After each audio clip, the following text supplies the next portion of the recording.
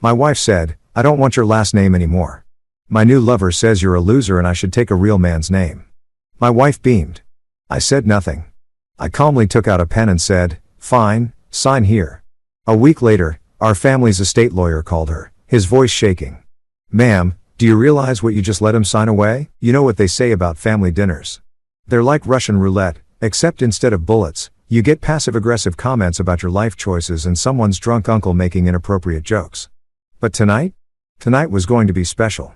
I could feel it in my bones, the same way you can sense a thunderstorm coming or when your ex is about to text you at 2 a.m.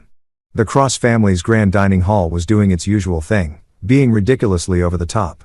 I'm talking chandeliers that probably cost more than most people's cars, crystal glasses that sparkled like they were auditioning for a role in a Disney movie, and enough polished silverware to blind a small aircraft. The whole setup screamed, "We have money and we're not afraid to show it." Which, let's be honest, was pretty much the Cross family motto. My relatives were scattered around the mahogany table like pieces on a chessboard, all of them doing that thing wealthy people do where they murmur appreciatively about absolutely nothing.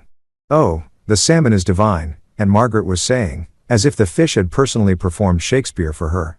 Cousin Robert was nodding sagely at the wine selection like he was some kind of sommelier instead of a guy who inherited a trust fund and calls it a career. And there, at the head of it all, was Eleanor. My wife.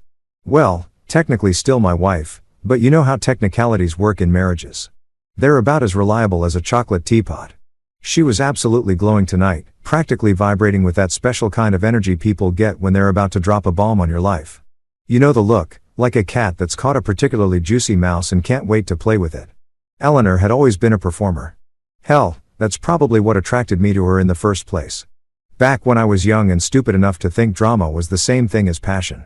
She lived for moments like this, when all eyes were on her, when she could command a room full of people who had more money than sense. Tonight, she was practically glowing under the attention, soaking it up like a sponge soaks up spilled wine. I should have seen it coming. The signs were all there. The way she'd been checking her phone constantly. The mysterious phone calls she'd take in another room. The sudden interest in finding herself and discovering her true worth. But you know how it is when you're married to someone for years. You start to tune out the warning signals the same way you tune out car alarms at 3 a.m. The conversation was flowing like cheap wine at a college party. Fast, and with questionable judgment. Cousin Julia was going on about her latest charity project, because apparently buying a third vacation home isn't enough to fill the void, while Uncle Martin was explaining his new business venture with the enthusiasm of someone who's never had to actually work for money. Standard rich people dinner conversation, in other words. That's when Eleanor decided to drop her little truth bomb. She stood up, and let me tell you, when Eleanor stands up at a dinner party, it's like watching a peacock spread its feathers. All calculated grace and deliberate drama.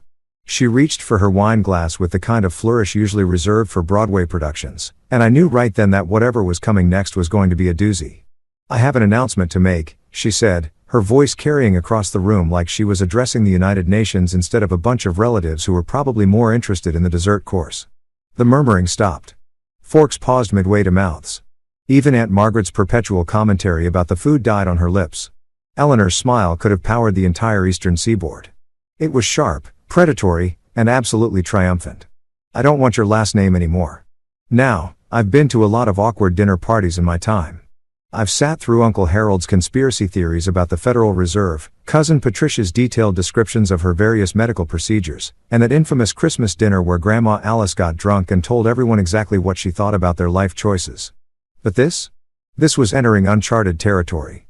The silence that followed was the kind you usually only hear in libraries or funeral homes. Thick, heavy, and loaded with the promise of upcoming disaster. You could practically hear people's minds racing, trying to process what they'd just heard. Was this a joke? A performance art piece? A nervous breakdown disguised as a dinner announcement? But Eleanor wasn't done. Oh no, she was just getting warmed up. "My new lover says you're all a bunch of losers," she continued, her voice growing stronger with each word, feeding off the shocked silence like some kind of emotional vampire. "And I should take a real man's name instead of being tied to this." She gestured around the room with her wine glass, encompassing the chandelier, the artwork, the centuries of family history hanging on the walls. This pathetic legacy of entitled mediocrity. If the silence before had been thick, now it was practically solid. You could have cut it with a knife and served it as the main course. Gasps rippled across the room like waves in a disturbed pond. Some of the cousins. The younger ones who still thought family drama was entertaining rather than exhausting, let out nervous laughs, the kind people make when they're not sure if they're witnessing comedy or tragedy. And there, leaning against the wall like he owned the place, which, considering his ego, he probably thought he did, was Victor Hale, Eleanor's new lover and the apparent mastermind behind tonight's performance. The guy looked like he'd stepped out of a tech bro magazine. All perfectly styled hair, expensive casual wear, and teeth so white they could have been seen from orbit. His smile was pure smugness, the kind that made you want to check if your wallet was still in your pocket.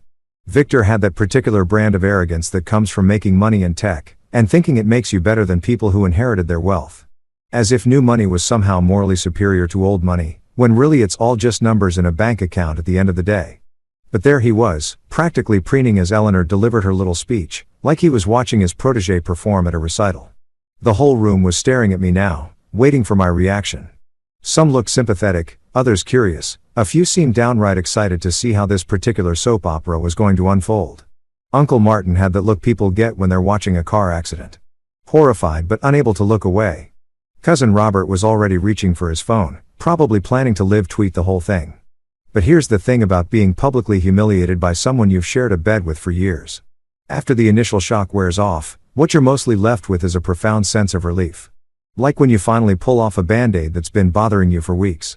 Yeah, it stings for a second, but mostly you're just glad the anticipation is over. I didn't shout. I didn't argue.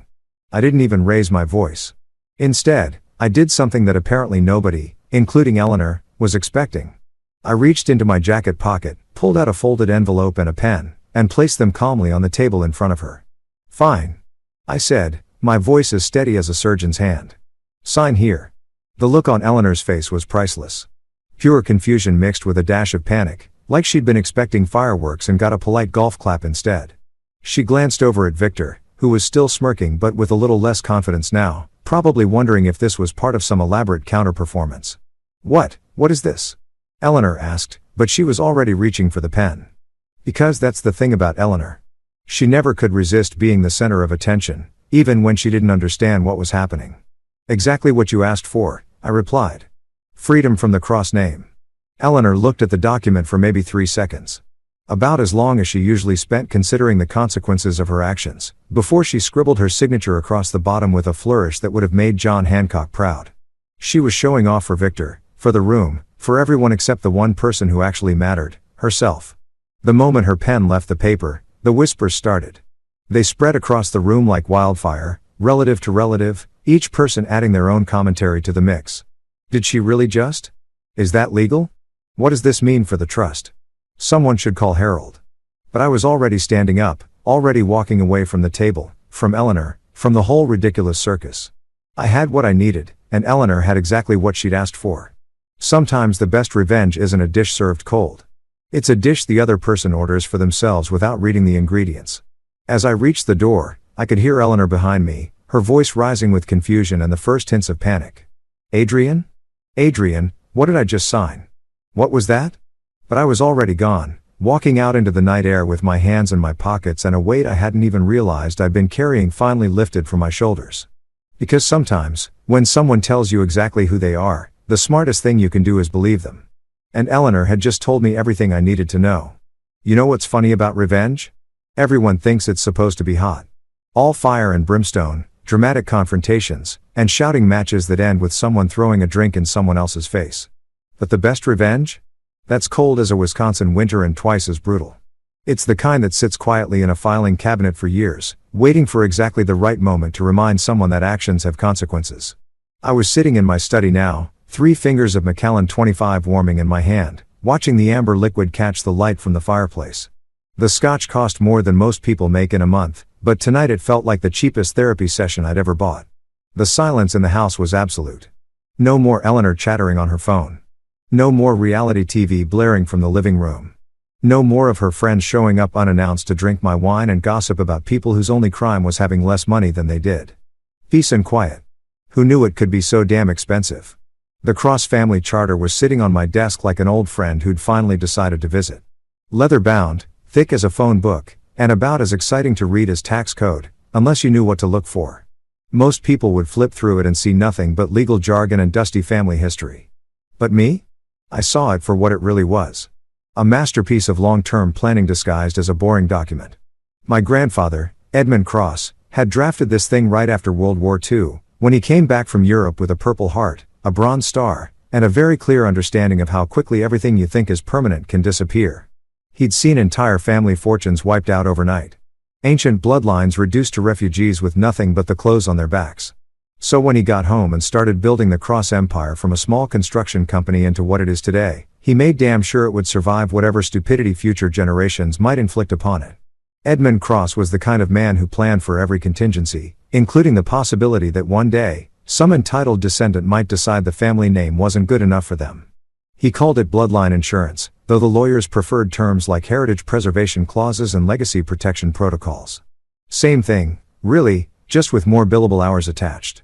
I flipped through the pages, past the founding principles, a cross stands by their word and their name, past the investment strategies, diversified enough to survive another Great Depression, past the charitable giving requirements, because Edmund believed wealth without purpose was just hoarding with better tax lawyers. There it was, buried on page 247 like a landmine in a field of daisies. Clause 19.7, Voluntary Name Severance. The language was beautiful in its simplicity. No loopholes, no wiggle room. No, unless circumstances dictate otherwise, nonsense that modern lawyers love to stuff into contracts. Just clean, precise legalese that would have made my grandfather proud.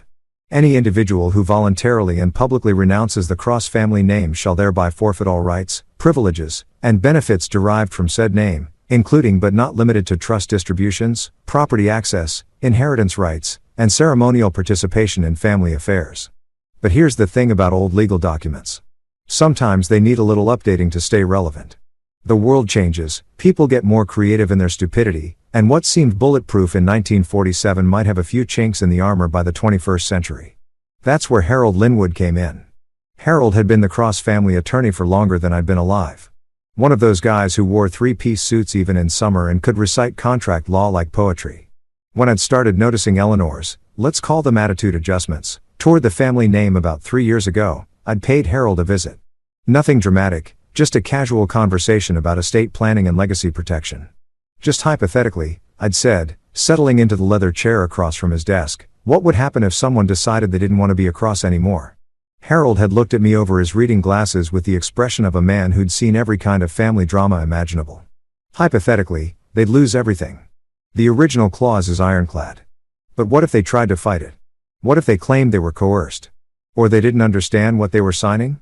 That's when Harold had smiled. Not his usual polite attorney smile, but the kind of grin a chess master gets when they see checkmate coming in 3 moves. That's why we updated it, Mr. Cross. Remember? We added the public declaration requirement and the witness verification protocols.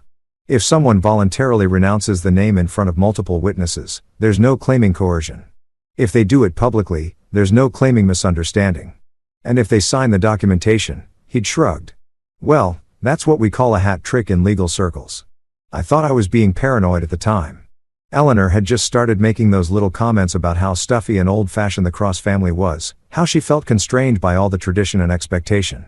I told myself it was just a phase, the kind of thing that happens when people hit their 30s and start questioning everything. But then the comments got sharper, more frequent.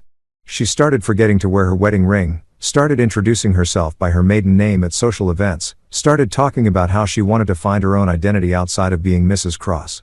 The writing wasn't just on the wall, it was in neon letters with flashing arrows. So I'd asked Harold to modernize Clause 19.7. To make it bulletproof against the kind of challenges a clever divorce attorney might throw at it.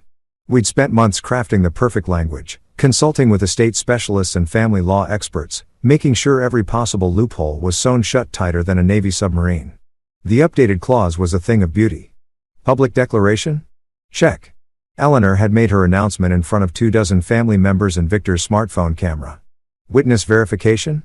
Check. Half the Philadelphia Social Register had been sitting at that table. Written documentation? Check.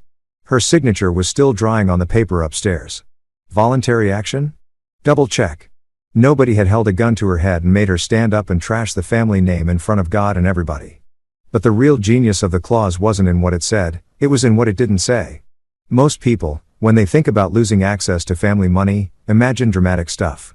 Being cut out of the will, losing their trust fund, Having their credit cards canceled. Basic, obvious consequences that any decent lawyer could see coming from a mile away. What they don't think about are all the little things that make life comfortable when you're part of a wealthy family. The concierge service that handles your travel arrangements. The family foundation that covers your healthcare premiums. The property management company that maintains your car, handles your insurance, takes care of all those tedious adult responsibilities that rich people pay other people to worry about. They don't think about the social access, the club memberships, the charity board positions, the invitations to events where the real business gets done. They don't consider the professional networks, the family connections that open doors and smooth paths and make life generally easier for people with the right last name. And they definitely don't think about the ceremonial stuff. The burial plots in the family mausoleum, the portraits in the family gallery, the little brass nameplate that reserves your seat at the family table for major holidays and celebrations. All of it tied to one simple thing, the name. I tried to explain this to Eleanor once, about 2 years ago when she was going through one of her I'm more than just a cross-wife phases. We'd been at some charity gala and she'd been complaining about how people only talked to her because of my family name, how she wanted to be recognized for who she was as a person. You know what the name really is? I'd said, it's infrastructure, like plumbing or electricity. You don't notice it when it's working, but you sure as hell notice when it's not. She'd rolled her eyes and called me dramatic. It's just a name, Adrian. It's not like it actually does anything. And that, right there, was the moment I knew she'd never really understood what she'd married into. She thought the cross name was like a designer handbag, something flashy to show off at parties, but ultimately, just for decoration. She had no idea it was more like the foundation of a building, invisible most of the time, but holding up everything else. For years, I'd been watching her slowly distance herself from that foundation. The little slights, the casual dismissals, the way she'd forget to mention she was a cross when meeting new people. Each incident was small enough to ignore on its own, but together they painted a pretty clear picture of someone who'd never really wanted to be part of the family in the first place. And honestly, that was fine. The Cross family had survived wars, depressions, market crashes, and 3 generations of relatives who thought they were smarter than the system. We'd outlasted robber barons, political scandals, and that embarrassing decade in the 70s when Uncle Theodore decided he was going to be a rock star. We'd certainly survive Eleanor's little rebellion. What I hadn't expected was for her to make it so damn easy. When she'd stood up at that dinner table tonight and publicly renounced the name, she'd basically handed me a gift-wrapped solution to a problem I'd been worrying about for years. No messy divorce proceedings, no custody battles over assets, no lengthy court fights about who was entitled to what. Just a clean, legal severance that she'd initiated herself, in front of witnesses, with full awareness of what she was doing. Well, maybe not full awareness. Eleanor had never been great with details. I took another sip of the Macallan and felt it burn warm down my throat. Tomorrow, Harold would start the paperwork to officially activate Clause 19.7.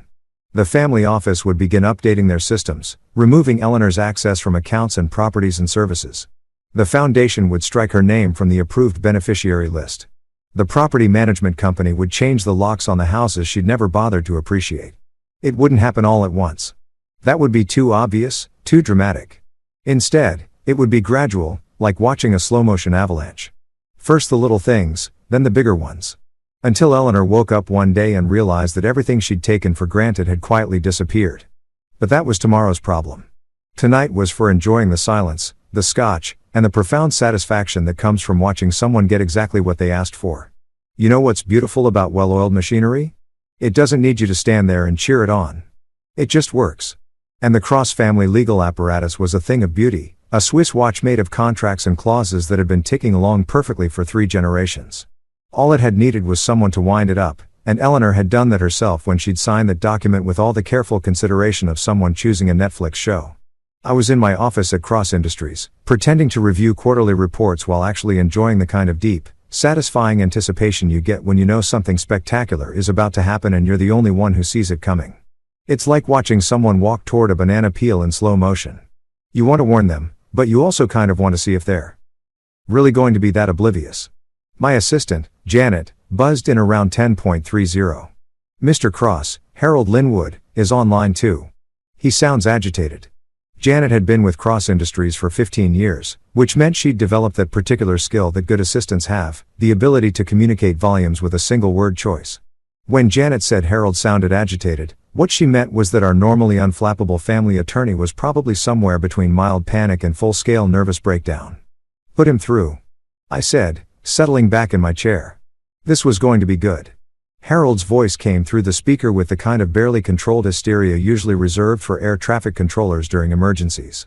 Adrian? Adrian, we have a situation. Do we? I asked, injecting just enough innocent curiosity into my voice to probably drive Harold's blood pressure up another 10 points. What kind of situation? The kind where your wife, excuse me, your estranged wife, just hung up on me after I tried to explain what she actually signed last night. Harold's breathing was audible through the phone, quick and shallow like he'd been running a marathon. Adrian, please tell me she understood what that document was. She understood that she wanted to reject the cross name. I replied calmly. I gave her exactly what she asked for. There was a long pause, the kind that in legal circles usually precedes either very good news or very bad news. In this case, I was pretty sure it was both, depending on your perspective. Adrian, Harold said finally, his voice dropping to the tone lawyers use when they're about to explain why your brilliant idea is actually going to land you in federal prison. Do you have any idea what you've done? I've honored my wife's clearly stated wishes, I said. She wanted freedom from the cross name. She got it. She got more than freedom, Harold said, and I could hear papers rustling in the background. Harold always rustled papers when he was nervous. It was like a legal tic. She got complete severance. Total separation. Absolute disconnection from everything, and I mean everything, associated with the Cross family. I waited, letting Harold work up to his point. One thing I'd learned from years of dealing with lawyers is that they need to build their arguments like they're constructing a cathedral, stone by stone, with lots of dramatic pauses for effect. The automated systems triggered this morning, Harold continued. All of them. Simultaneously. It's like watching dominoes fall, Adrian. Account access, property rights, insurance coverage, investment portfolios, trust distributions, everything tied to her status as Eleanor Cross just stopped. Stopped how? I asked, though I already knew the answer. Completely, Harold said, his voice rising again. Her credit cards were canceled. Her health insurance was terminated. Her credit cards were canceled. Her health insurance was terminated. Her access to the family accounts was revoked. The trust that's been covering her personal expenses? Frozen. The stock dividends that have been going to her personal account? Redirected back to the family fund. The property access codes? Changed. Even her membership in the Cross Foundation board was automatically revoked. I had to admit, Grandpa Edmund's system was even more thorough than I'd remembered. The old man had really thought of everything. And that's just the financial stuff, Harold continued, hitting his stride now. She's lost access to the family healthcare network, which includes some of the best specialists in the country.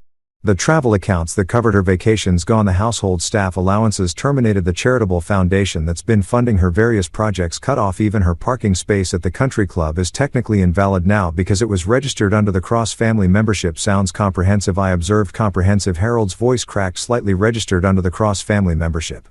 Sounds comprehensive, I observed. Comprehensive. Harold's voice cracked slightly. Adrian, she can't even get into the family mausoleum anymore. The burial rights are tied to the name. If she dies tomorrow, she'd have to find somewhere else to be buried. I couldn't help it. I laughed. Harold, I don't think Eleanor's planning on dying anytime soon. That's not the point. Harold practically shouted, which was the emotional equivalent of Janet doing backflips. Harold never raised his voice. The point is that she signed away everything. Literally everything. And she had no idea what she was doing. She had every idea what she was doing. I corrected. She wanted to publicly humiliate me and reject the Cross name. Mission accomplished. But she didn't understand the consequences. That's not my problem, Harold. That's her problem. There was another pause, longer this time. I could almost hear Harold's legal mind churning through possibilities, looking for loopholes, escape clauses, anything that might undo what Eleanor had done to herself. Adrian, he said finally, his voice softer now, more careful. She called me this morning. At 6 a.m. She was frantic. Doesn't begin to cover it. She tried to use her credit card for coffee, and it was declined. Then she tried to access her online banking, and couldn't get in. Then she tried to call the family accountant, and was told her access had been revoked. Sounds like a rough morning. She thought it was a mistake, Harold continued. Some kind of technical glitch or computer error. She actually laughed when I first started explaining what had happened. She thought it was funny. And now? Now she's sitting in her car outside Victor Hale's apartment building, calling me every 15 minutes demanding that I fix this. She keeps saying she didn't mean for it to be real, that it was supposed to be symbolic, That she never intended to actually give up anything. I leaned back in my chair, savoring the moment. This was better than I'd hoped. Eleanor hadn't just underestimated the consequences. She'd completely missed the fact that there would be consequences at all. What exactly did you tell her, Harold? The truth, Harold said miserably. That she voluntarily triggered Clause 19.7 of the Cross Family Charter. That her signature constituted legal renunciation of all rights, privileges, and benefits associated with the Cross name. That the document she signed wasn't symbolic or ceremonial. It was a binding legal instrument that immediately and permanently severed her connection to the Cross family estate. And how did she respond to that? She hung up on me. Twice. The third time she called back, she was crying. She kept saying I didn't know, over and over again. But she did know, I said quietly. She knew exactly what she was doing. She was choosing Victor Hale over me. She was choosing her new life over her old one. She was choosing to reject the Cross name because she thought it was holding her back from her true potential. Adrian, she's your wife. Was my wife. She made that very clear last night. This is going to destroy her, Harold said, and for the first time, his voice carried something other than legal concern. It sounded almost like sympathy. No, I corrected. This is going to reveal her. There's a difference. Harold was quiet for a moment, probably contemplating the ethical implications of what he'd helped facilitate. Harold was a good lawyer, which meant he understood that the law wasn't always fair, but it was always precise. Eleanor had signed a legal document, and legal documents had legal consequences. The fact that she hadn't bothered to understand those consequences before signing was unfortunate, but it wasn't Harold's fault, and it sure as hell wasn't mine. She wants to contest it, Harold said finally. She's talking about fraud, coercion, emotional duress. She thinks she can claim she wasn't in her right mind when she signed. Was she drunk? No. Under the influence of any controlled substances? Not that anyone observed. Suffering from any diagnosed mental condition that would impair her judgment? No. Being threatened or coerced in any way? No. If anything, she seemed eager to sign. Then she was in her right mind, Harold. She was just in the wrong relationship. I could hear Harold sighing, the deep, exhausted sigh of a man who'd spent his career cleaning up other people's messes and was getting too old for this particular brand of drama. Adrian, he said, I have to ask, did you plan this? I planned for this, I corrected. There's a difference. I didn't make Eleanor choose Victor Hale. I didn't make her publicly humiliate our marriage. I didn't make her reject the Cross name. I just made sure that if she ever decided to do those things, she'd experience the full consequences of her choices. And those consequences are reality, I said simply. For the first time in her adult life, Eleanor is going to find out who she really is when she's not Mrs. Cross. She's going to discover what her actual market value is without the family name backing her up. She's going to learn what it's like to live without the safety net she's been taking for granted for years. She could end up with nothing. She could end up with exactly what she's worth on her own merits. I corrected. Which might be nothing. But that's between her and the universe. Harold was quiet again, probably running through legal precedents in case law, looking for any angle that might help Eleanor undo what she'd done, but I already knew he wouldn't find anything. Grandpa Edmund had been thorough and Harold himself had updated the clause to close every possible loophole. What should I tell her when she calls back? Harold asked. Tell her the truth. I said. Tell her that actions have consequences. Tell her that legal documents are legal documents. Tell her that when someone asks for exactly what they want, sometimes they get exactly what they deserve. And if she keeps pushing, if she tries to make this into a legal battle, then she'll lose, I said simply. And she'll lose expensively. Because now she'll have to pay for her own lawyers. I hung up the phone and turned back to my quarterly reports, but I couldn't concentrate. Because somewhere across town, Eleanor was sitting in her car, probably staring at her phone, probably crying, probably beginning to understand for the first time in her life that choices have prices and bills eventually come due. And for the first time in years, I felt something I'd almost forgotten existed. Peace. You know what's fascinating about watching a complex system work exactly as it was designed? It's like watching a master chef prepare a souffle. Everything looks chaotic and random until suddenly it all comes together in perfect, inevitable harmony. Except in this case, instead of eggs and cream, we were working with legal documents and social consequences. And instead of a delicious dessert, Eleanor was getting a masterclass in cause and effect. I spent the next few days doing what I do best, absolutely nothing. Well, not exactly nothing. I went to work, attended meetings, reviewed contracts, made decisions about things that mattered to people who weren't currently discovering that their entire lifestyle had been built on someone else's foundation. But as far as Eleanor's situation was concerned, I was practicing the fine art of strategic inaction. Sometimes the most powerful thing you can do is absolutely nothing and let the universe handle the heavy lifting. The beauty of Grandpa Edmund's system wasn't just in its comprehensiveness, it was in its automation. Once Eleanor had triggered clause 19.7. The whole thing started running like a Swiss watch that had been wound up and set loose. I didn't have to make phone calls or send emails or issue instructions to anyone. The system simply began updating itself, methodically working through decades of interconnected privileges and access rights, surgically removing Eleanor from every single one. It started small, almost imperceptibly, the kind of changes that most people wouldn't even notice unless they were paying very close attention. Her company credit cards, the ones she used for those little shopping trips that somehow always ended up costing more than a small car, quietly stopped working. Her access to the family's private banking portal, where she'd been able to transfer funds between accounts like she was playing Monopoly, simply vanished overnight. The automatic deposits that had been flowing into her personal account every month like clockwork, rerouted back to the family fund with the efficiency of a well-programmed computer. But the really interesting part wasn't the financial stuff. That was just the obvious, surface-level consequences. The real artistry was in how the social infrastructure began to crumble. Because the Cross family wasn't just wealthy, we were connected. And those connections, it turned out, were all tied to the name Eleanor had just tossed aside like yesterday's newspaper. I found out about the cascade through Janet, who had a remarkable talent for gathering information without ever appearing to be gathering information. She'd mention things casually, like she was commenting on the weather. Oh, by the way, Eleanor tried to make a reservation at Lou Bernardin yesterday, and they told her they were booked solid for the next 6 months. Pause. Funny thing is, I called an hour later, and they had a table available tonight. Lou Bernardin was one of those restaurants that existed in a parallel universe where normal rules didn't apply. You didn't just call and make a reservation. You had relationships, history, connections that went back years. The Cross family had been dining there since before it was fashionable to care about Michelin stars. But those relationships, it turned out, were with the Cross family, not with Eleanor personally. The pattern repeated itself everywhere. The spa where Eleanor had been getting her weekly treatment suddenly had a waiting list. The boutiques where she'd been a VIP customer were mysteriously unable to accommodate her usual appointments. The charity committees where she'd held positions of influence were politely suggesting that perhaps she might want to step back and focus on her personal transition. It wasn't malicious, at least, not consciously. These people weren't sitting around plotting Eleanor's downfall. They were just responding to subtle but unmistakable signals that Eleanor was no longer operating under the protection of the Cross family umbrella. And in their world, that meant she was no longer operating under any protection at all. The most delicious part was watching how the family's social circle began to react.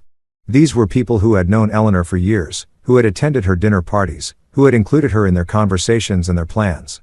But now, without the Cross name to anchor her place in their hierarchy, she was starting to drift. Cousin Julia was the first to really notice. Or at least, the first to comment on it publicly. Julia had always been the family's unofficial social coordinator, the one who kept track of who was doing what with whom and made sure everyone stayed properly connected to everyone else.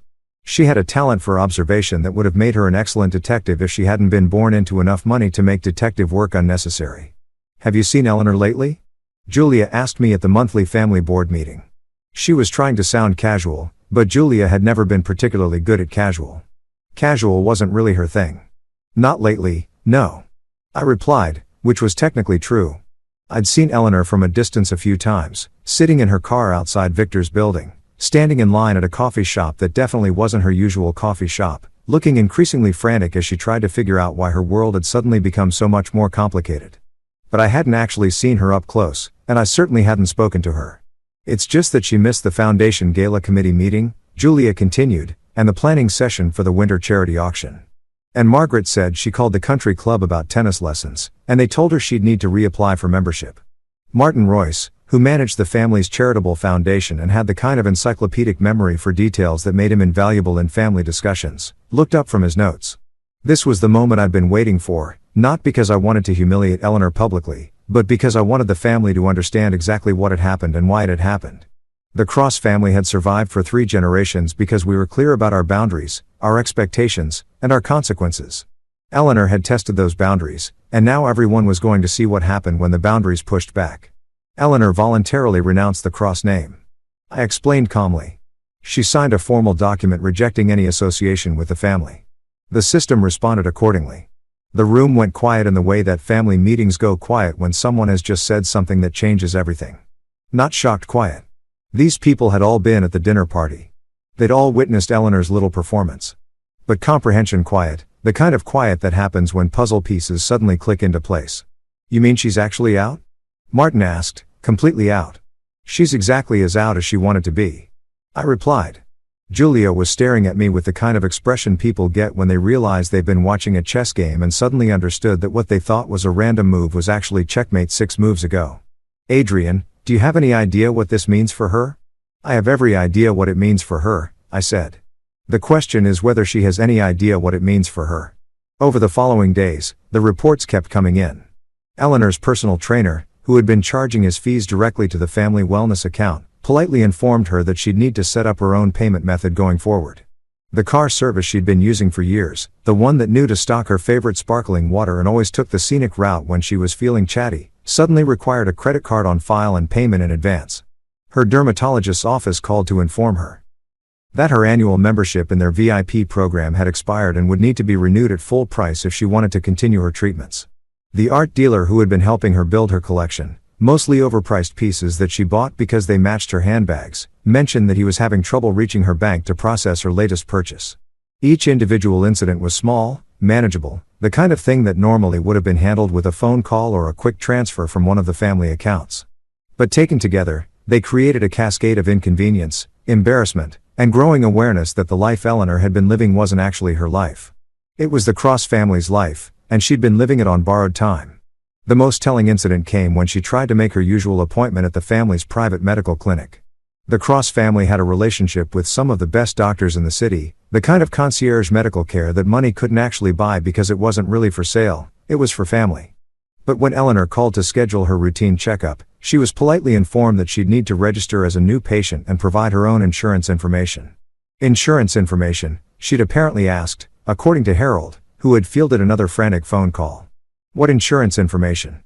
That's when she discovered that her health coverage had been provided through the Cross family's group policy, and that policy covered family members. Since she was no longer technically a family member, she was no longer technically covered. She'd need to find her own insurance, submit her own claims, pay her own deductibles like some kind of regular person.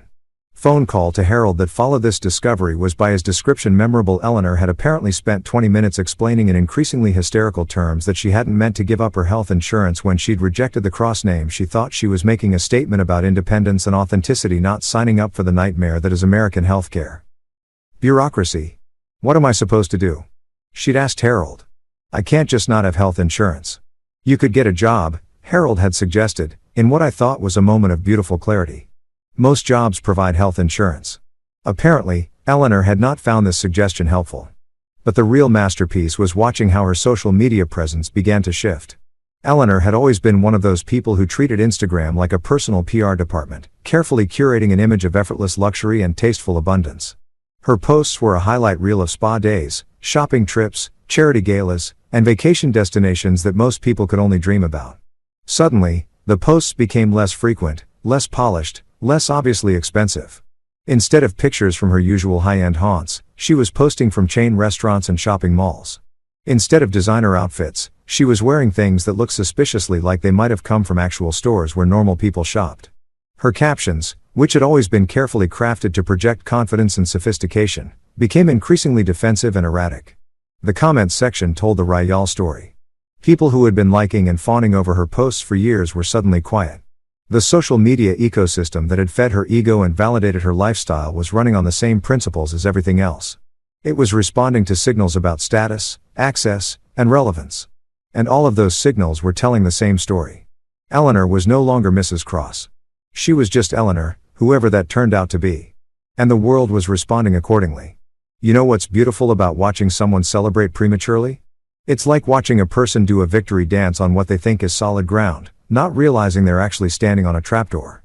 Victor Hale was doing the most elaborate victory dance I'd ever seen, complete with social media choreography and a soundtrack of smug self-congratulation that was absolutely music to my ears. The guy had taken Eleanor's public rejection of the Cross name and turned it into his personal brand moment. Because of course he had. Victor was exactly the kind of person who would turn someone else's family drama into content for his LinkedIn profile. I've been watching his social media presence with the kind of fascination usually reserved for nature documentaries about predators. Equal parts horror and admiration for the pure, unfiltered audacity of it all. His Instagram had become a shrine to what he apparently considered his greatest conquest. There was Eleanor, draped over him like a human accessory, both of them grinning with the kind of aggressive happiness that screamed, "Look how much better we are than everyone else." The captions were masterpieces of barely disguised arrogance wrapped in the language of authentic love and personal growth. Real love means choosing the person, not the name.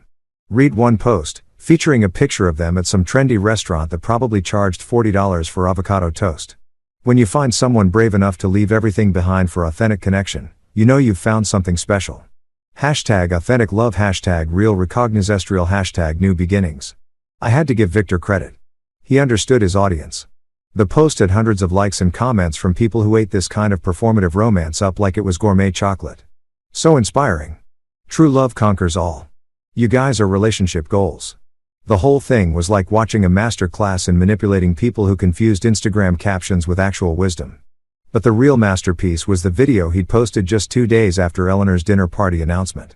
It was one of those professionally casual videos that tech brothers love, shot in what was obviously his expensive apartment, with carefully arranged books and motivational posters in the background, him wearing a hoodie that probably cost more than most people's rent.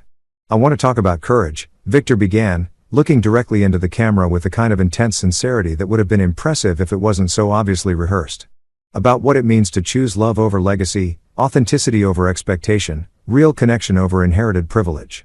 He went on for 7 minutes, about how Eleanor's decision to reject the cross name was the most courageous act of self-determination he'd ever witnessed. He talked about breaking free from toxic family dynamics and choosing your own path and not letting other people's money define your worth. The whole thing was dripping with the kind of pseudo-philosophical nonsense that people who read too many self-help books and think they're enlightened love to consume. "Eleanor didn't just choose me," Victor said, staring into the camera like he was delivering the Gettysburg Address. "She chose herself. She chose freedom. She chose to be the author of her own story instead of just a character in someone else's legacy." The comments section was a love fest of people praising Victor's wisdom and Eleanor's bravery. Apparently, publicly humiliating your husband at a family dinner was now considered a form of feminist empowerment. Who knew? But my favorite part, the part that made me actually laugh out loud in my office, was when Victor started dropping hints about their future together. "Big announcements coming soon," he teased in one post. "When you know, you know. Some things are worth making official. #stay tuned #new chapter #real recognize real." The guy was actually planning to propose. Not only had he convinced Eleanor to blow up her marriage and forfeit her entire lifestyle, but he was preparing to make it permanent. It was like watching someone not only step on a landmine but then decide to do a little tap dance on it to make sure it was fully activated. What made it even more delicious was watching Eleanor lean into the narrative. She was retweeting Victor's posts, sharing his videos, adding her own commentary about finding her authentic self and discovering what real love looks like. She was treating their relationship like a social media campaign, complete with hashtags and branded messaging. "Never felt more myself than I do right now," she posted, along with a picture of them at what looked like a farmer's market, both of them holding organic vegetables like they were trophies. When you stop living someone else's version of your life, and start living your own truth, everything becomes possible. "Grateful for this man who saw me for who I really am, not just what name I carried." The irony was so thick you could have cut it with a knife and served it at a dinner party. Eleanor was posting about authenticity and being seen for who she really was, while apparently being completely blind to the fact that who she really was without the cross name was someone who couldn't afford organic vegetables at a farmer's market without checking her bank balance first. But Victor was eating it up. He was reposting her content, adding his own commentary, building their relationship into this narrative about triumph over adversity and love conquering all. He was turning Eleanor's family drama into his origin story, positioning himself as the hero who'd rescued the princess from the tower of inherited privilege. "Watch two people choose love over everything." He captioned a video of them walking hand in hand through some park, the camera work so carefully orchestrated it looked like a commercial for engagement rings.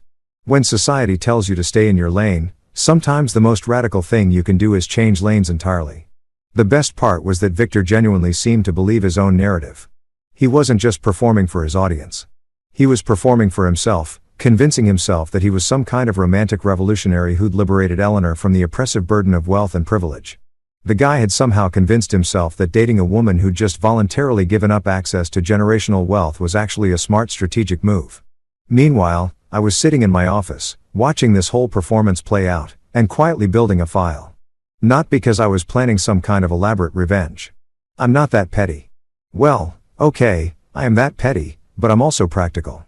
I was documenting everything because Victor's social media celebration was providing the most perfect, unambiguous evidence of voluntary renunciation anyone could have asked for.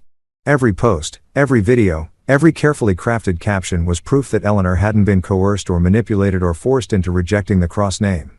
She'd done it willingly, enthusiastically, publicly, and with the full support and encouragement of her new boyfriend who was treating it like the greatest victory of his career. Harold was going to love this. If Eleanor ever tried to contest what she'd signed, if she ever claimed she'd been under duress or hadn't understood what she was doing, we'd have hundreds of pieces of social media evidence showing that not only had she understood exactly what she was doing, but she'd been proud of it. She'd been celebrating it. She'd been building her entire new identity around it. Victor was basically creating a digital paper trail that proved Eleanor had rejected the cross name voluntarily, enthusiastically, and with full knowledge of what it meant. He was so busy celebrating his victory that he was documenting his girlfriend's legal suicide, one Instagram post at a time. And the beautiful thing was that he had no idea. None of them did. They were so caught up in their narrative of authentic love and personal liberation that they couldn't see the forest for the trees.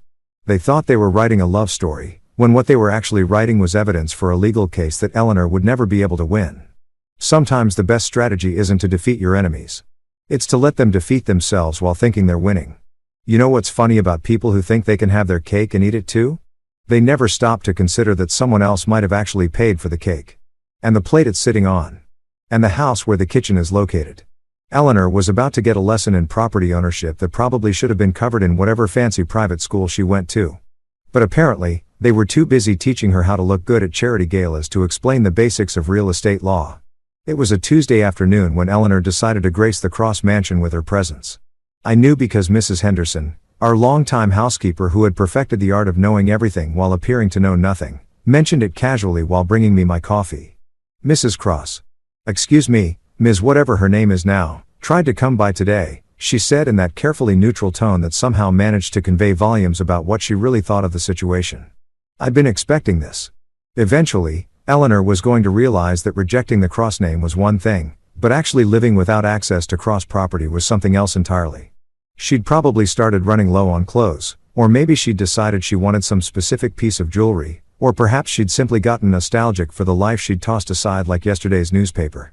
The security system at the mansion was one of those things that most people took for granted until it suddenly became extremely relevant to their daily lives. It wasn't just electronic locks and cameras. It was a comprehensive access control system that managed everything from the main gates to the garage doors to the individual room codes.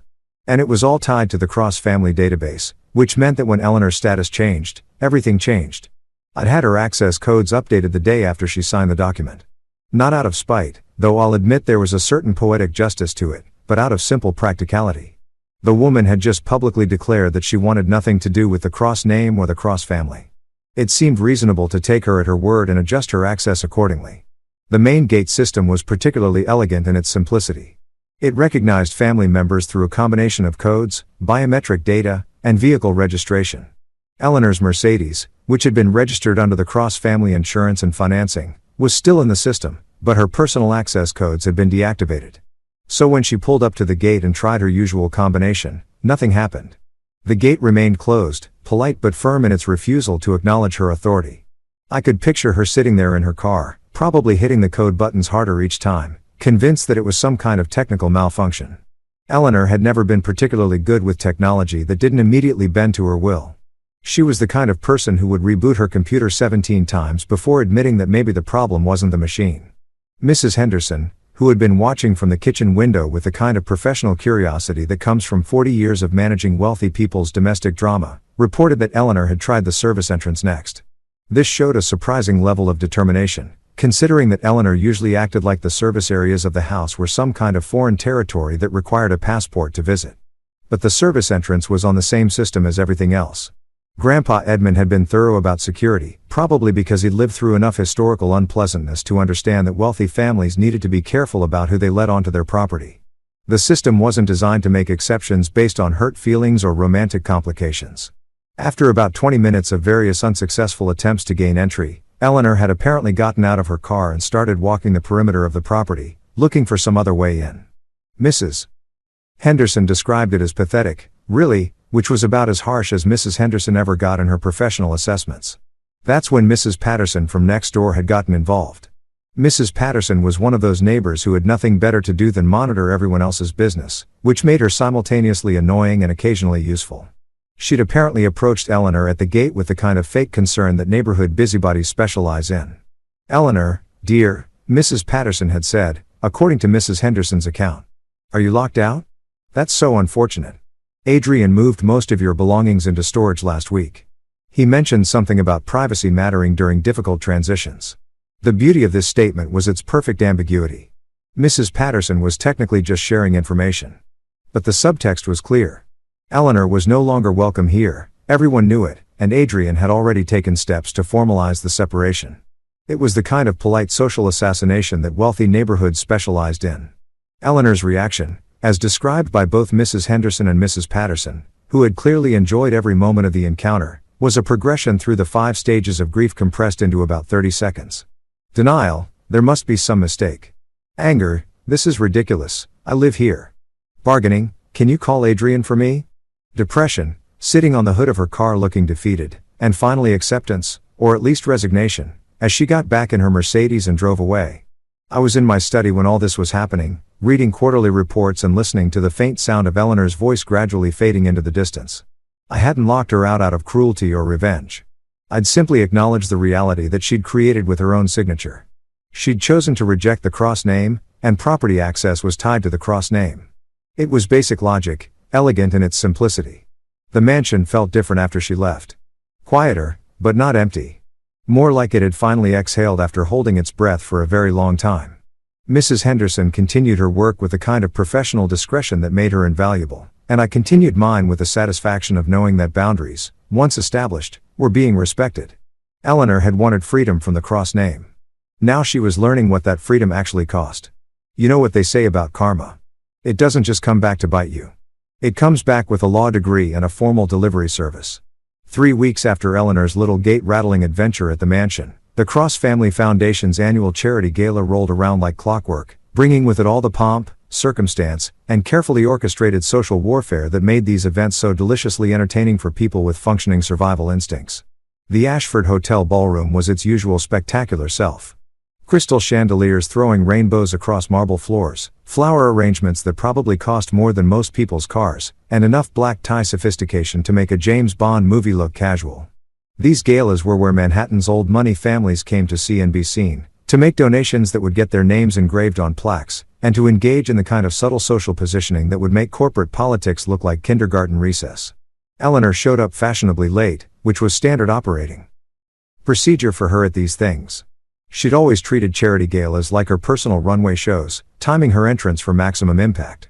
Tonight was no different, except for the small detail that she was no longer operating under the protective umbrella of the Cross family name. She was just another attendee now, albeit one with a spectacular talent for not reading the room. She'd brought Victor as her date, naturally, because nothing says, "I've moved on with my life," like showing up to your former family's charity event with the guy you left your husband for. Victor was wearing a tuxedo that looked like it had been assembled by someone who'd learned about formal wear from Google image searches. Technically correct, but missing some indefinable quality that separated people who belonged at these events from people who were just visiting. I watched them work the room for about 20 minutes, noting how conversations seemed to end just a little too quickly, how groups had a tendency to disperse shortly after Eleanor and Victor joined them. It was an obvious rejection. These people were far too well-bred for anything that crude. It was more like social friction, the kind of polite resistance that meant you were welcome to be here, but you weren't really welcome to stay here. That's when James Morrison, our family's legal representative for formal occasions, approached Eleanor with the kind of purposeful stride that meant business was about to be conducted whether the recipient wanted it or not. James was one of those lawyers who looked like he'd been born wearing a 3-piece suit, the kind of man who could deliver devastating news with the same pleasant expression he'd used to comment on the weather. The envelope he carried was cream-colored, heavy stock, with the Cross family crest embossed in gold. It looked expensive, official, and ominous. Exactly the kind of document that made smart people very nervous and made Eleanor apparently very curious. She accepted it with a smile, probably thinking it was some kind of invitation or acknowledgement, maybe even an olive branch for me. The ballroom's ambient noise level seemed to drop by about half as Eleanor opened the envelope and began reading its contents. I couldn't hear what she was saying from across the room, but her facial expression told the whole story in real time. Confusion, followed by comprehension, followed by the kind of pale shock that usually requires medical attention. The document was comprehensive, professionally prepared, and absolutely devastating in its thoroughness. Property access rights, revoked. Inheritance claims, severed. Trust fund distributions, terminated. Family Foundation Board position, eliminated. Healthcare coverage, discontinued. Even burial rights in the Cross Family Mausoleum, officially forfeited. At the bottom, in the Cross Family Mausoleum, officially forfeited.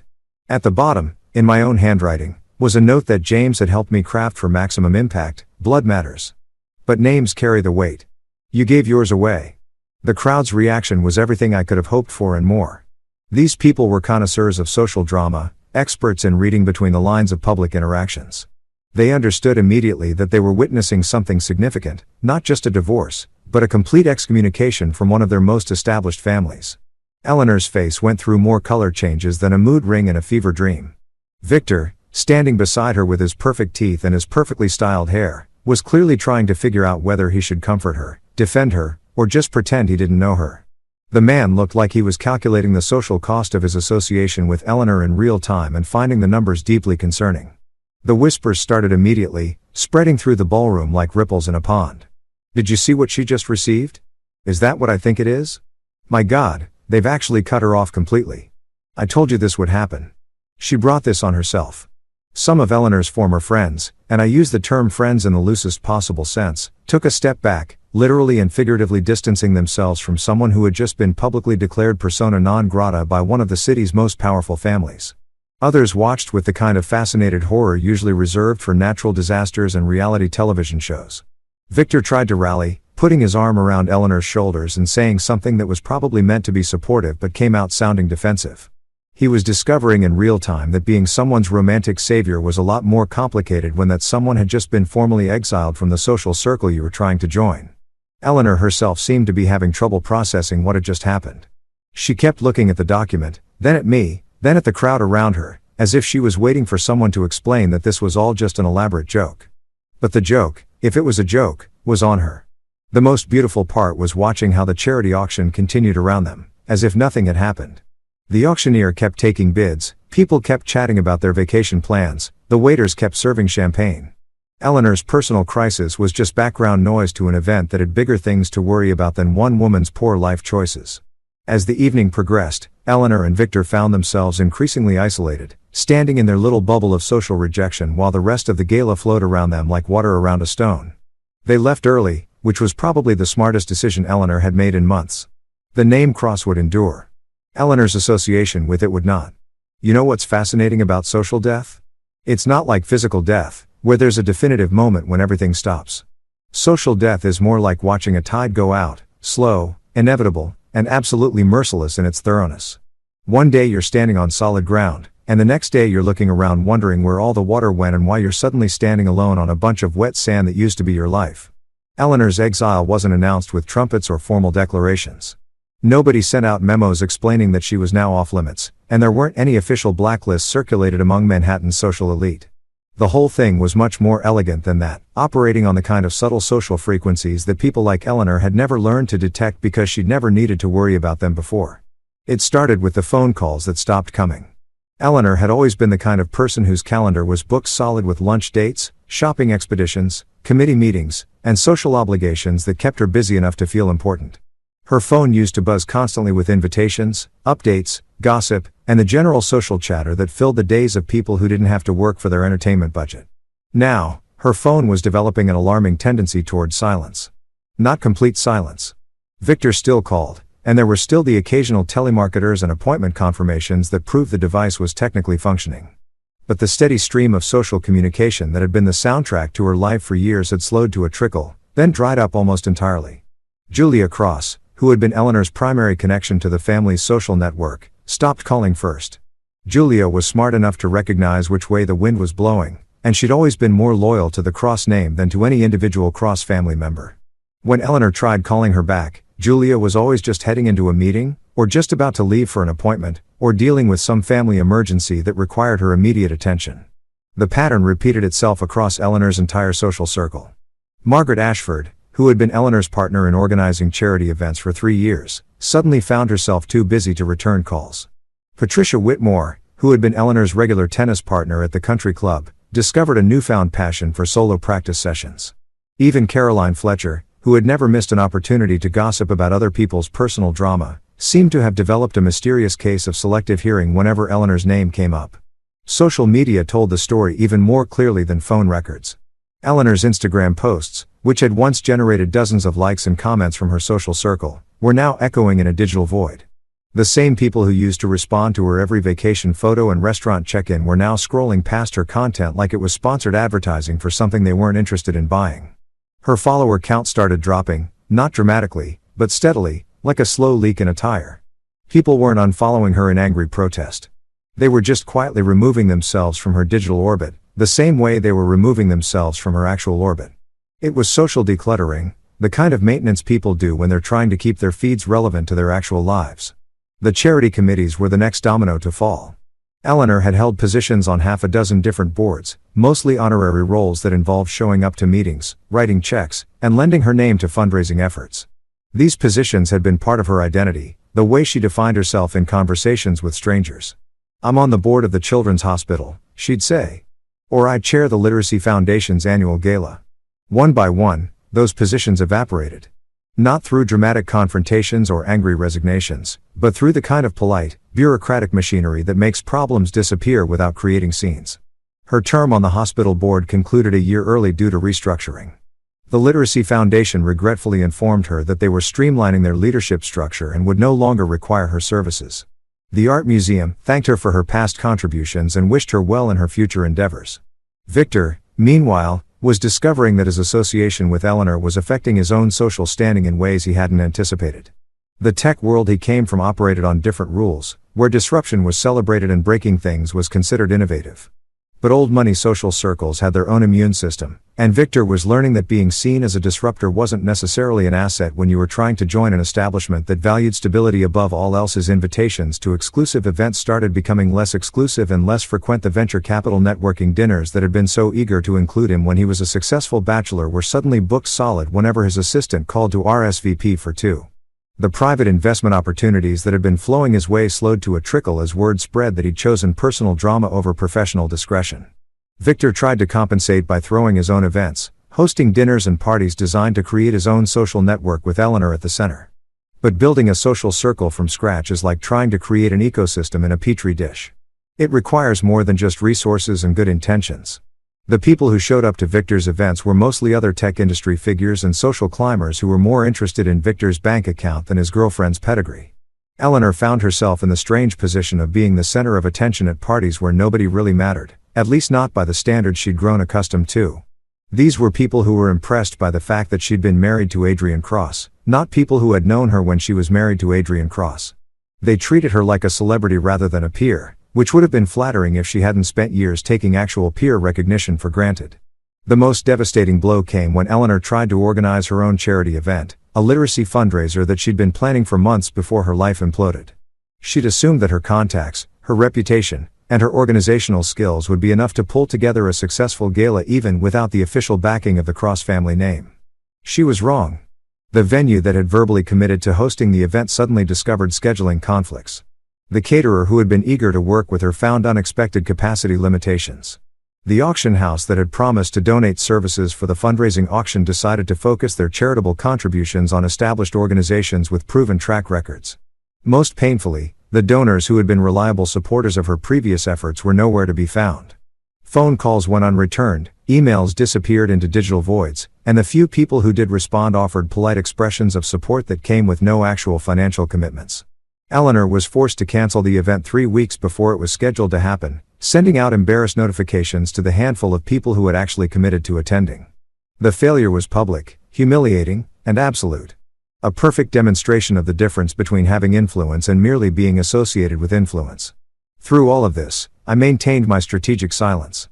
I didn't need to actively exclude Eleanor from anything because she was excluding herself through the simple act of no longer being Eleanor Cross. The social infrastructure that had supported her for years hadn't been built around her personality or her individual merits, it had been built around her connection to the Cross family. And when that connection was severed, the infrastructure naturally adjusted to reflect the new reality. Eleanor thought she had been the center of her social universe, but she'd actually been more like a moon. Visible, notable, but ultimately dependent on a larger gravitational force for her position and influence. When she chose to break orbit, she didn't become a star. She just drifted off into empty space, wondering why the view had suddenly become so cold and dark. The beauty of it was that I didn't have to be the villain in this story. I was just the gravitational force that Eleanor had chosen to escape. The beauty of it was that I didn't have to be the villain in this story. I was just the gravitational force that Eleanor had chosen to escape. The exile was entirely of her own making, a natural consequence of choices she'd made freely and publicly. She'd wanted independence, and independence was exactly what she'd gotten. She just hadn't realized that independence meant being alone. You know what's funny about rock bottom? Most people think it's a destination, a place you arrive at after a long fall. But rock bottom is actually more like quicksand. The harder you struggle against it, the deeper you sink, until eventually you realize that the only way out is to stop fighting and start thinking. Eleanor had been fighting for weeks, and she was finally ready to try thinking, which was why she tracked me down at the Ashton Botanical Reserve on a Thursday afternoon that felt more like a confessional than a chance encounter. I'd been volunteering at the reserve for about 5 years, ever since I'd realized that having too much money and not enough purpose was a recipe for the kind of existential boredom that drove wealthy men to buy sports cars and trophy wives. The Botanical Reserve was my antidote to irrelevance. 2 hours every Thursday afternoon spent doing actual work with my actual hands, pruning roses and maintaining flower beds like some kind of millionaire groundskeeper. It was honest work, the kind that produced visible results and required no committee meetings, no board approvals, no corporate politics. You planted something, you watered it, you pruned it when it needed pruning, and if you did everything right, it grew into something beautiful. There was something deeply satisfying about that level of straightforward cause and effect, especially after spending most of my professional life navigating the Byzantine complexities of family business and social obligations. The rose garden was my particular specialty, mostly because roses required the kind of attention to detail and long-term planning that appealed to my personality. You couldn't rush a rose garden, couldn't force it to bloom on your schedule, couldn't fix it with money or connections or family influence. Roses responded to patience, consistency, and the willingness to do the unglamorous work of maintenance when nobody was watching. I was working on a particularly stubborn climbing rose that had developed some kind of fungal issue when I heard footsteps on the gravel path behind me. I didn't turn around immediately. The reserve attracted all kinds of visitors, and I'd learned to tune out the casual foot traffic that wandered through the gardens taking selfies and commenting on the pretty flowers. But these footsteps had a hesitant quality, the sound of someone who wasn't sure they belonged where they were walking. Adrian.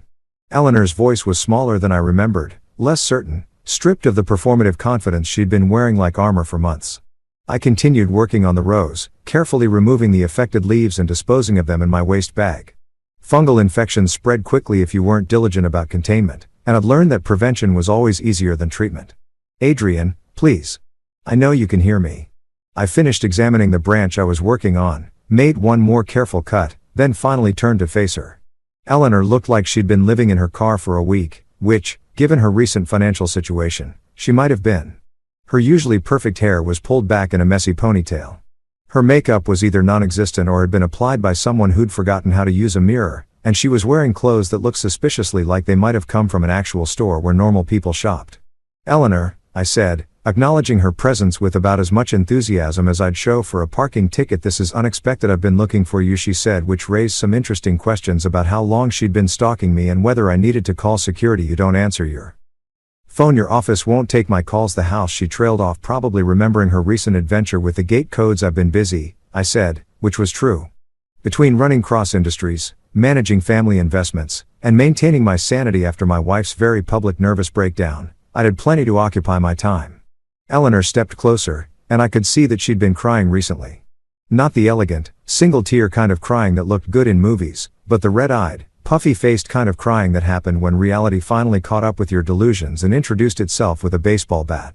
Adrian, I need to talk to you, she said. Really talk. About what happened. About what I did. I turned back to the roses, partially because they needed attention and partially because looking at Eleanor was like looking at a car accident. Tragic, unavoidable, but ultimately something you couldn't fix by staring at it. I'm listening, I said, though I kept working while she talked. Multitasking seemed appropriate for this conversation. I didn't think it would mean all this, Eleanor said, her voice carrying the kind of desperate sincerity that people develop when they're trying to convince themselves as much as anyone else.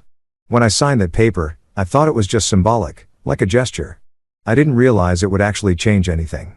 I found a particularly diseased section of stem and cut it cleanly, dropping the infected material into my disposal bag. What did you think it would change? Nothing. Eleanor said, her voice rising with something that might have been panic. I thought it would make a point. I thought it would show everyone that I was strong enough to choose my own path. I thought. She paused, probably realizing how ridiculous she was about to sound. I thought you'd try to stop me. Why would I try to stop you from getting exactly what you wanted? Because you loved me, Eleanor said, and there was something almost accusatory in her tone, like my failure to fight for our marriage was somehow my fault rather than a reasonable response to her very public rejection of everything we'd built together. I continued pruning, making careful cuts and examining each branch for signs of disease or damage. I did love you, I said calmly. Past tense. But love doesn't mean ignoring reality. And the reality is that you chose Victor Hale over me. You chose his vision of your future over our shared past. You chose rebellion over responsibility. Your future over our shared past. You chose rebellion over responsibility. It wasn't supposed to be permanent, Eleanor said, and now she was definitely crying again. It was supposed to be, I don't know, a wake-up call. A way to get your attention. A way to make you realize that you were taking me for granted. I stopped working and looked at her directly for the first time since she'd arrived. Eleanor, I never took you for granted. I took you seriously. When you said you wanted out, I believed you meant it. But I didn't mean all of it, she said, gesturing vaguely in the direction of what I assumed was her current life situation. I didn't mean the money and the house and the health insurance and all of the infrastructure. I just meant the emotional stuff. The marriage stuff. The emotional stuff and the infrastructure were the infrastructure. I just meant the emotional stuff. The marriage stuff. The emotional stuff and the infrastructure were the same thing. I explained patiently, the way you'd explain basic physics to someone who'd just discovered gravity. They weren't separate systems, Eleanor. They were all part of being married to me, being part of the Cross family, carrying the Cross name. You can't keep the benefits while rejecting the foundation they're built on. Eleanor was quiet for a moment, probably trying to process the concept that actions have consequences and contracts mean what they say rather than what you hope they might mean in retrospect. I can fix this, she said finally, with the kind of desperate optimism that people develop when they're drowning and someone throws them an anchor. Legally, I can reverse it. I can reclaim the name. I can sign whatever documents you want me to sign. I turned back to the roses, found another section that needed attention, and made a clean cut. It's not about paper, Eleanor. It's not about legal documents or signatures or what you can or can't reverse. Then what is it about? It's about meaning, I said simply. And what you meant was loud and clear. You meant that the Cross name wasn't worth keeping. You meant that our marriage wasn't worth preserving. You meant that Victor Hale's opinion of your life choices was more important than mine. But I was wrong. Eleanor said, her voice breaking completely now. I was stupid and selfish and wrong about everything. Maybe, I agreed. But being wrong doesn't undo the consequences of being wrong. It just means you've learned something. I finished examining the rose bush I'd been working on, gathered my tools, and prepared to move on to the next section of the garden. Eleanor was still standing there, looking lost and desperate and completely out of place among the carefully maintained beauty of the botanical reserve. Adrian, please, she said one more time. There has to be something, some way to fix this. I looked at her one last time. This woman who had shared my bed and my life and my name for years, who had thrown it all away for a tech bro with expensive teeth and a limited understanding of consequences. The roses here require constant care, I said. Attention, patience, the right conditions. When they're healthy, they're beautiful. But when they get diseased, when they start affecting the other plants around them, sometimes the only way to save the garden is to remove the infected parts. I walked away, leaving Eleanor standing among the roses, finally understanding that some things, once cut away, couldn't be grafted back on. Some mistakes were permanent. Some choices couldn't be undone. And some people discovered too late that they'd never had roots of their own. You know what's beautiful about closure? It's not the dramatic, Hollywood-style resolution where everyone learns important lessons and grows as human beings. Real closure is quieter than that, more practical. It's the moment when you stop looking backward and start building forward, when you realize that the story you've been telling yourself about your life needs a new chapter and you're the only one who can write it. The Cross Family Board meeting was scheduled for the first Tuesday of the month, same as it had been for the past 15 years. Same mahogany conference table that Grandpa Edmund had commissioned in 1952, same leather chairs that had probably witnessed more family drama than a reality TV show, same portraits of dead relatives staring down at us with expressions that suggested they'd seen all this before and weren't particularly impressed by our latest installment. Eleanor's chair sat empty at the far end of the table, positioned where it had always been positioned, exactly as if she might walk through the door at any moment and resume her place in the family hierarchy. Except she wouldn't, and everyone in the room knew it, and the empty chair had become less a symbol of absence and more a symbol of choice. Her choice, made freely and publicly and irrevocably. I'd arrived early, partly because I liked the quiet efficiency of being prepared, and partly because I wanted to watch how the family reacted to that empty chair. People reveal a lot about themselves in the moments when they think nobody's paying attention, and I'd learned over the years that family meetings were excellent opportunities for anthropological observation. Julia Cross was the first to arrive, punctual as always, wearing the kind of understated elegance that came from having enough money to buy anything but enough taste to choose carefully. She glanced at Eleanor's empty chair, paused for exactly 2 seconds, then took her own seat and opened her portfolio as if nothing had changed. Julia had always been good at adapting to new realities, which was why she'd survived 3 decades of cross-family politics without developing an ulcer or a drinking problem. Martin Royce came in next, carrying his usual collection of folders, charts, and documents that made him look like a mobile filing cabinet. Martin managed our charitable foundation with the kind of meticulous attention to detail that would have made him an excellent accountant if he hadn't been born wealthy enough to make accounting unnecessary. He nodded at Eleanor's empty chair the way you'd acknowledge a piece of furniture that used to be useful but wasn't anymore. The other board members filed in over the next few minutes. Cousins, aunts, uncles, and family friends who had earned their seats through various combinations of blood relation, business acumen, and the ability to sit through monthly meetings without causing scenes. They all noticed the empty chair, but nobody commented on it. In wealthy families, you learn early that some subjects are better left undiscussed until someone with authority decides it's time to discuss them. I called the meeting to order with the usual formalities, reviewing the previous month's minutes, and walking through the financial reports that showed our various investments continuing to generate the kind of returns that kept the Cross family comfortable and relevant. We discussed the quarterly dividend distributions, approved some charitable giving allocations, and handled the routine business that kept our family machinery running smoothly. It was all perfectly normal, perfectly functional, perfectly devoid of drama, which made it the perfect moment to introduce something that wasn't routine at all. Before we adjourn, I said, setting down my quarterly report and reaching for a different folder, I'd like to discuss a new initiative. The room went quiet in the way that boardrooms go quiet when someone's about to announce either very good news or very bad news, and nobody's sure which it's going to be. I'd learned over the years that the Cross family had a healthy respect for new initiatives, mostly because our previous new initiatives had tended to work out well for everyone involved. I'm proposing the establishment of the Cross Heritage Endowment, I continued, opening my folder and distributing copies of the proposal I'd been working on for the past month.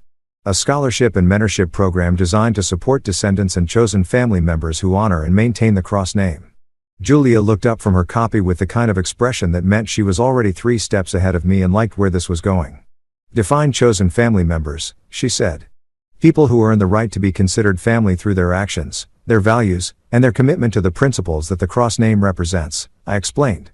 Marriage into the family would qualify, obviously, but so would other forms of meaningful, long-term association with our values and our legacy. Martin was scanning through the financial projections, probably calculating the tax implications and endowment requirements in his head. What about people who choose to leave the family? He asked. People who reject the name? They wouldn't be eligible, I said simply. The endowment is specifically designed to reward people who want to be part of the Cross legacy, not people who want to distance themselves from it. The room was quiet for a moment as everyone processed the implications of what I was proposing. It wasn't just a scholarship program. It was a formal recognition that the Cross family was more than just blood relations, that it was an institution with values and standards that could be earned and lost based on behavior rather than genetics. It's brilliant, Julia said finally. It creates incentives for people to honor the family name instead of taking it for granted.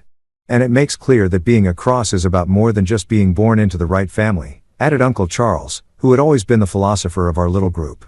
It's about choosing to embody what the family represents.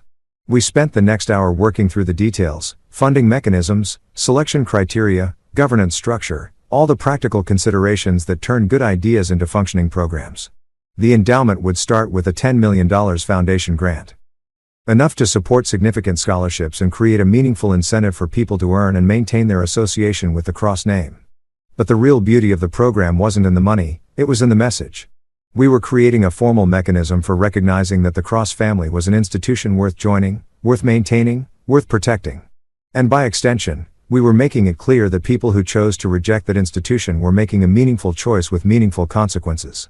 After the meeting ended and the board members had filed out, I remained in the conference room, sitting alone with the quarterly reports and the empty chair and the satisfaction of knowing that the Cross family would endure long after the current generation had passed on to whatever comes next.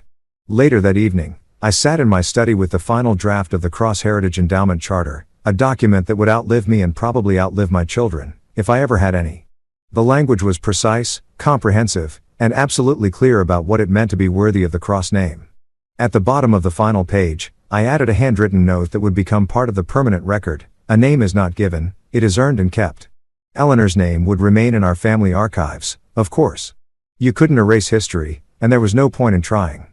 But her entry would now carry an asterisk, a small notation that explained her status: voluntary renunciation of family name and associated privileges, effective date. She'd become a cautionary tale, a reminder that the Cross name came with both privileges and responsibilities, and that people who wanted the privileges without the responsibilities would eventually discover that they couldn't have either. I signed the charter with the same pen I'd used to present Eleanor with her divorce papers, filed it in the family safe next to Grandpa Edmund's original documents, and poured myself a glass of the Macallan 25 that Eleanor had always said was too expensive for casual drinking. Tonight felt like the right occasion for expensive scotch. Tonight felt like the kind of night that deserved a toast. To the Cross family legacy, which had survived wars, depressions, personal tragedies, and Eleanor's particular brand of self-destructive rebellion, to Grandpa Edmund's wisdom in building systems that could protect the family from its own weaknesses, to the understanding that some things, names, reputations, legacies, were worth more than any individual person's temporary happiness, and to the peace that comes from knowing that sometimes, the best way to preserve what matters is to let go of what doesn't. Eleanor had taught me that lesson, though probably not in the way she'd intended. She'd shown me the difference between being married to someone and being committed to something larger than yourself. She'd demonstrated that love without respect was just expensive entertainment, and that loyalty without shared respect was just expensive entertainment, and that loyalty without shared values was just codependency with better furniture. Most importantly, she'd reminded me that the Cross family had survived for 3 generations not because we were perfect, but because we understood that institutions were more important than individuals, that legacy was more valuable than immediate gratification, and that some choices, once made, couldn't be unmade. The family name would endure. The family values would continue. The family legacy would grow stronger. And Eleanor Cross, former Eleanor Cross, would find her own way in a world where actions had consequences and names actually meant something. It was, all things considered, exactly the ending that everyone deserved.